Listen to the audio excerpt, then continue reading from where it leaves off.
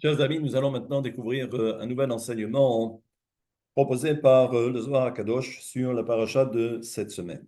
Au tout début de la paracha, on nous dit que Yaakov a envoyé des anges auprès de Esav, accompagnés également de cadeaux. Ici, on peut remarquer qu'on parle d'anges. Ce ne sont pas des émissaires, ce sont des anges. Et il suffit de regarder le commentaire de Rashi sur place et de voir qu'il s'agit de Malachim Mamash, de vrais anges, réels. Et donc, le Zohar va poser donc la question suivante. Amar Rabbi Yitzhak. Rabbi Yitzhak nous dit que Yaakov a envoyé Malaché Marom. Ce sont vraiment des anges, c'est-à-dire d'en haut. Ve'amar Ktiv. Et pourtant, nous avons un verset dans lequel il est dit, dans les Télim, Psaume 34, verset 8, où il est dit Honé malach Hashem saviv lire'a vaïchaletzem. Que Akadosh Baruch Hu, il fait camper malach Hashem, l'ange de Dieu, saviv, autour de ceux qui le craignent pour les protéger. Et là, donc, Rabbi Yitzhak pose la question et il dit mais dans ce verset, on ne parle ici que d'un ange, au singulier, malach Hashem. Alors que dans notre paracha, on parle de malachim, on parle de beaucoup d'anges, sous-entendu au pluriel. Et voilà l'explication que propose Rabbi Yitzhak pour essayer de comprendre.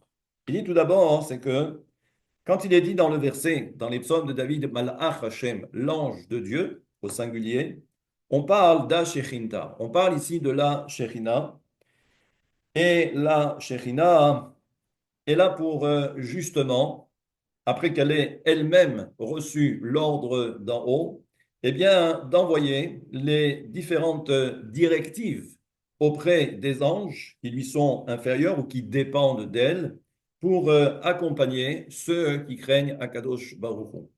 Donc, pour comprendre, c'est que Malach Hashem, ici, on fait référence à la Shekhinah. Et la Shekhinah, elle est unique. Il n'y en a pas plusieurs.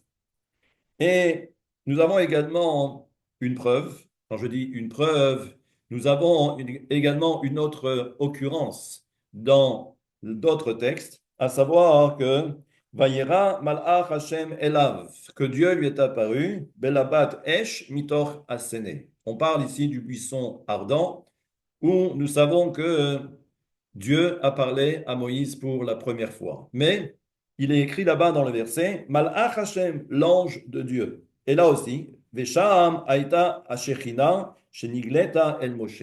Et là-bas, en fait, c'est la Shechina qui s'est dévoilée à Moshe Rabbeinu.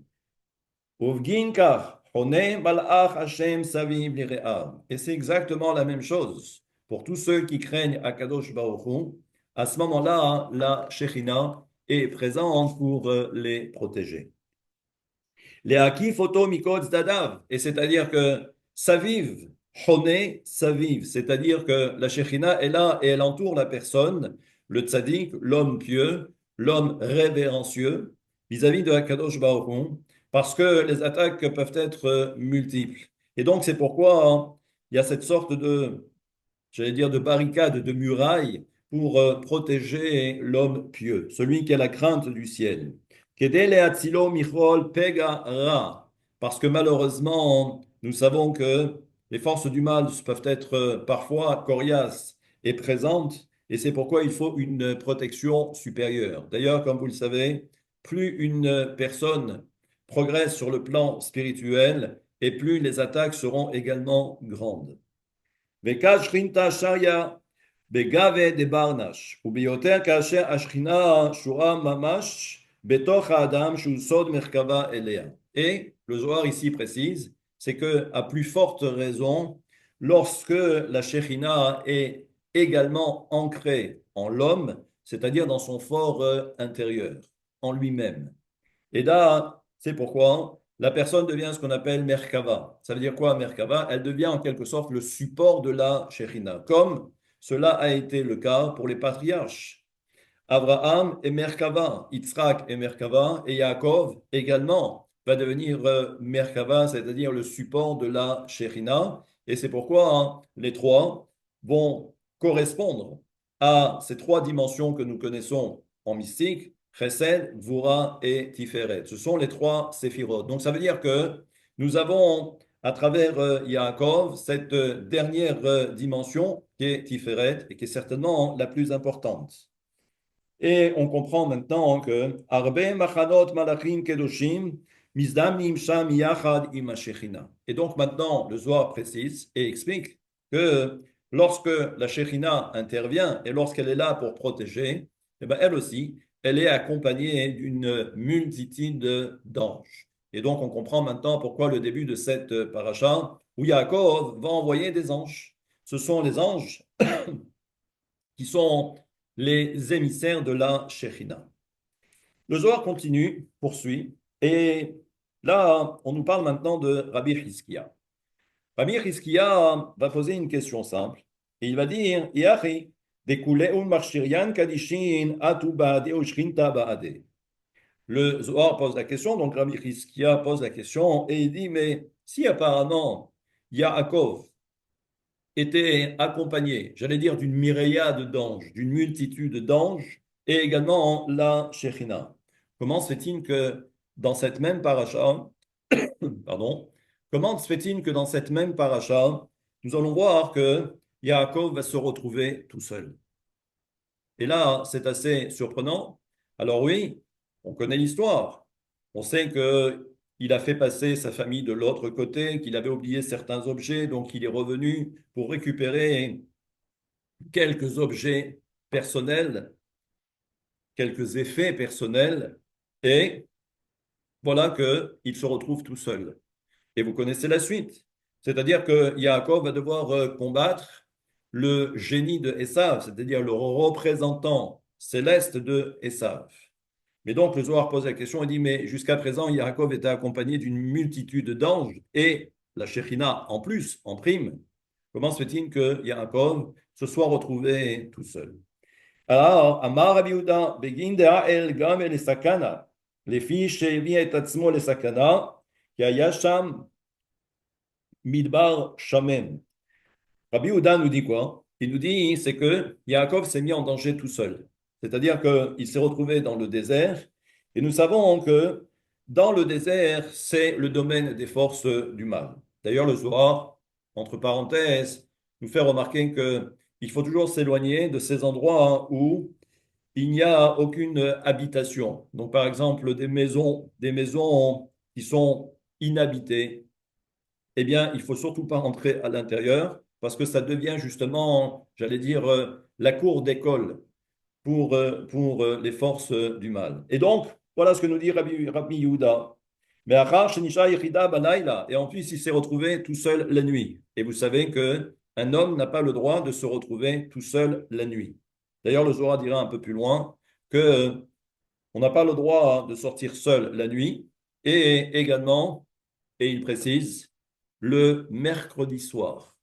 Parce que le mercredi soir, c'est l'histoire du soleil, c'est l'histoire de la lune, et nous savons que la lune a commis un impair et elle a perdu de son intensité, elle a perdu de sa lumière. La lune représente la malchoute, et nous savons que chaque fois que la malchoute n'a plus beaucoup de lumière, ce sont les forces du mal qui interviennent. Je referme vite la parenthèse. Donc on voit qu'il y a parfois ces quelques précisions rapportées par le Zohar. והחמל סכנה בעינוי, וראה את הסכנה בעיניו, ועם כל זה לא חשש לו. Et ce que nous dit Rabbi Yehuda, c'est que Yaakov lui-même a vu le danger, c'est-à-dire il l'a vu de visu et il savait, et il n'en a pas tenu compte. Inon itpar shomine, lachen otam amalachim ifredu mimenu.